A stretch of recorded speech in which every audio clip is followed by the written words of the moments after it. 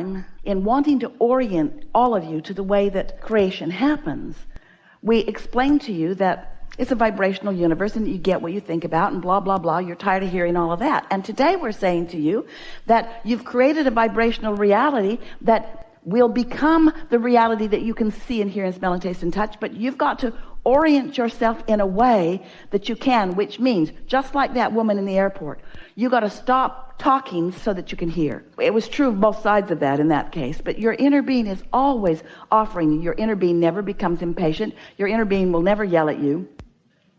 As long as you keep thinking about things the way they are, they're not going to change, because your inner being is not that angry mother, and your inner being is not on drugs either.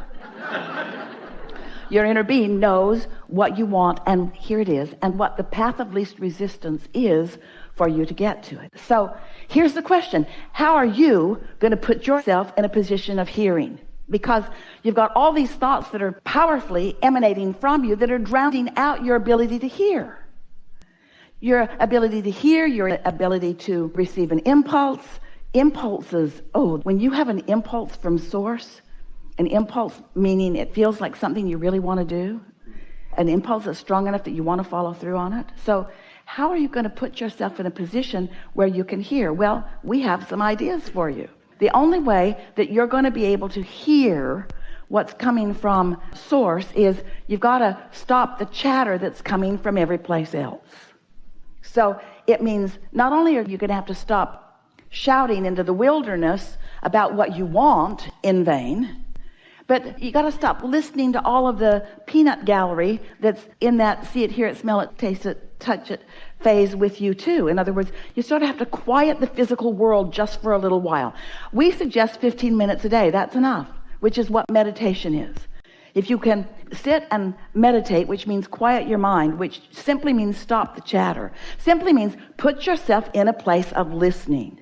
Put yourself in a place where you can hear. And you're not going to put yourself in a place where you can hear when you're out in the world, when you're on the bus, when you're sitting on a bench next to a lady on a telephone. Everybody's on the phone. There's no silence anywhere. Everywhere you go, there's something going on. There's something going on everywhere you go. How are you going to get to a quiet place? Well, you have to do it on purpose. And it's not just a quiet place, it's a quiet state. You've got to quiet the noise before you can hear the answers to the questions, before you can receive the solutions to the problems, before you can receive the next impulse. Because you see, there is a path of least resistance. Your inner being knows. Consider this. We so want you to hear this. Your inner being knows every single thing you want. It's so vivid and clear. There's a vibrational reality that's so bright and beautiful, and you've created it so magnificently, and you're going to love it as it manifests. But we want you to love it even before it manifests. That's really a key, which means you've got to stop looking at the evidence that defies the new in order to allow the new. Because when you look at the evidence that defies it, then you don't encourage it. You don't allow it into your experience, you see.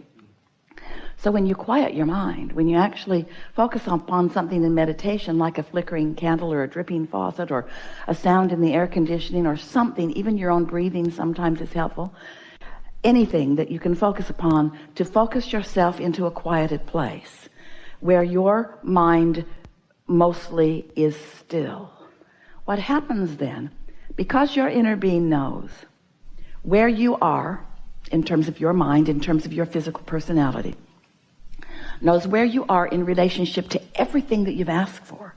Your inner being knows what your path of least resistance, what your mind path of least resistance, what thought is likely to get you to where you want to be. Esther couldn't find her golden pen. Her inner being knew where it was. Esther couldn't find it. And so Esther received an impulse to look for a perfume sprayer that was in the same purse with the pen. Her inner being knew where the pen was, but Esther decided it was gone forever. So Esther was not going to find that pen. It got tangled up in the lining of that purse the 100 times that she turned it upside down and tried to shake it out. It was in there and it wouldn't come out. It was in there and it wouldn't come out. It wouldn't come out. It couldn't come out because you can't find what's lost. And Esther knew it was lost. Not only did she know it was lost, she suffered over it being lost. She hated that it was lost. She felt so bad that it was lost. She so much didn't want it to be lost. She was all wrapped up in it being lost. And it didn't matter what she did, she could not find it, because you cannot find something that is lost. Her inner being knew that a path of lesser resistance was to give her an impulse to look for something that was near it, because it was lost. So she reached in to a purse she'd been carrying around. We know it sounds unbelievable, but you cannot find what's lost. Reached in for her perfume, came out with her pen. Because your inner being knows where everything is and knows what your path of least resistance is. Your inner being holds no grudges. Your inner being doesn't say, well, he's a dummy. We're never going to get him there that way. Let's go this way instead. It's not like that at all. Well, maybe it is a little that way. It feels like that. What it really is your inner being is really wanting to get you to where you want to be, and will take you. And this is the thing. You're so smart, you don't let this happen.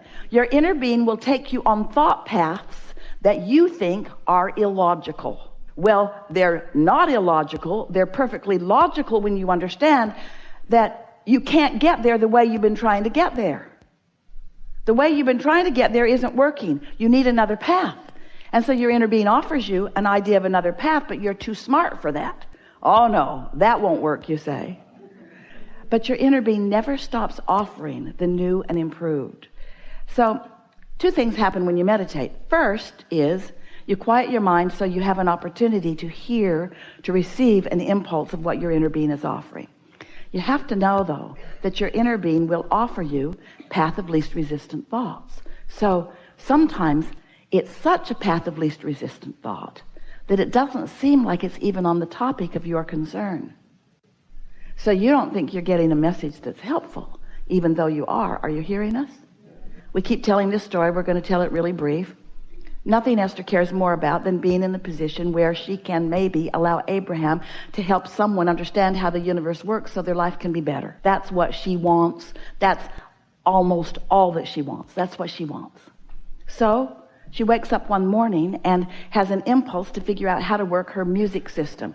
Well, that seems really off topic, doesn't it? Except it was such a powerful desire, she couldn't deny it. And in a little while, she figured out how to work it. And in the process, discovered beautiful music that she's playing all through the land with all of her speakers and all of her courtyards and gardens and inside the house and outside the house, and having so much fun with it, and discovers rap. We're being really fast with this story. Loved the rap, listened to the rap, and then that was it. She went on with her day. She did not know how profound thoughts had begun to turn to things. She did not know she was on the path of something wonderful. All she knew was she had a good time doing something that just occurred to her, and she didn't know why, and she didn't question why. She just had fun. So the next day she comes out of meditation, and she has this insatiable desire to move all the furniture around in her house, which she can't do by herself, which led her to call a company that sent two men. And when they came, they had a good time. They moved all the furniture around. They moved it all around, and then they moved most of it back to where it was before. But they had a really good time moving the furniture around, and Esther wasn't really thinking about why she wanted to move the furniture around. She just wanted to move the furniture around. It wasn't logical. It was just really fun. It was just a really fun thing to do. And she was able to clean out a lot of dirt under things, under rugs that hadn't been moved in years. And so it was really a fun experience. But in the process, the two men that came, one of them, bright and beautiful and full of desire that he wasn't articulating. And then Esther, she's talking about the weather and how beautiful it was in Southern California, and he's talking about how beautiful it is, but he's moving back to Alabama. Why, Esther wants to know, what is wrong with you? Why would you possibly leave this place? And he says, because I'm a rapper, and I have stuff going on back there, and I'm not able to get it going out here, so I'm going to go back to where it was going. And Esther says, hang on just a minute. So she goes in, pushes the new buttons that she's discovered, pushes them in all the zones, in all the land. The entire neighborhood is now hearing rap. And this young man's eyes are as big as saucers. He cannot understand what this woman is doing with rap. She's got moves too. And so he says, who are you? What do you do? And Esther said, I'm a teacher. Well, what do you teach? Esther said, rap. So now she has this perfect lead-in. This perfect lead-in. He has the best questions that you've ever heard, and Esther has the best answers that we've ever given. And she gives him books and materials, and off he goes. And then, and only then, once that all has occurred, does Esther realize that she was getting ready to be ready, to be ready, to be ready, to be ready to do the thing that matters most of all to her. And so this is what we want you to hear. Sometimes what you receive seems like it has nothing to do with what you really want. But here's the thing. It's only because you've meditated, and it's only because you really quieted your mind, and it's only because you know that you really quieted your mind that you can know for sure that you received this thought from source. And you can know that if you received a thought from source, it's a good one, and you might be well to follow it and see where it leads, you see. So after you get the hang of this, once you start listening to that, once you're willing to quiet your mind and stop all the racket and feel that soothing of alignment, and then get an impulse to do something, and then you get to witness the unfolding of it, so you come to trust not only that source is aware of you, but that source is good for you, that source is loving you, the source does know what you want and where you are in relationship to it, and will lead you. We'll lead you impulse and inspiration by impulse and inspiration. But you got to put yourself in a position where you can hear. You just got to. May I ask a really quick question? Yeah. Oh, when I meditate, and I've noticed for myself that sometimes I experience a physical sensation where my body will actually move. Good. That means you are in alignment enough that you are the receiver of the impulse to move. You are the receiver of the impulse to move. That means you're in the receiving mode. So just sit there. Now, don't try to make something up. Don't try to think a powerful thought. Ooh, I'm going to save the world. Don't get your mind in the way. As the woman said to her child, shut up. Just be still and be the receiver of the impulse. Be the receiver of the impulse. You are all the time. You're the receiver of impulses when you drive. You're the receiver of impulses when you yawn. You are the receiver of impulses when you sneeze. You are the receiver of impulses when you breathe. You are the receiver of impulses all the time. You just don't know that you are. But when you've deliberately quieted your mind and you're the receiver of this impulse, this is a really good thing. And then maybe in this setting, maybe in this moment of meditation, maybe that's as far as it will go. It's gone farther. And that's part of what the question I wanted to ask was, I had an impulse at one point to write, and I just kind of sat in that meditative state, whatever you want to call it, and I've felt my hand just write, but it's been through me as opposed to of me, if that makes any sense, or maybe I'm not Well, saying. it's all we've been talking about, so yeah, it makes some sense. Yeah. You know who you're talking to? I know, right.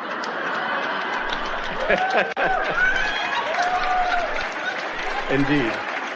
And them too, they get it too. And you say, if it makes any sense, I meditated and I received some stuff. I know you don't want to believe that. 47 minutes, that's what we've been talking about for 47 minutes.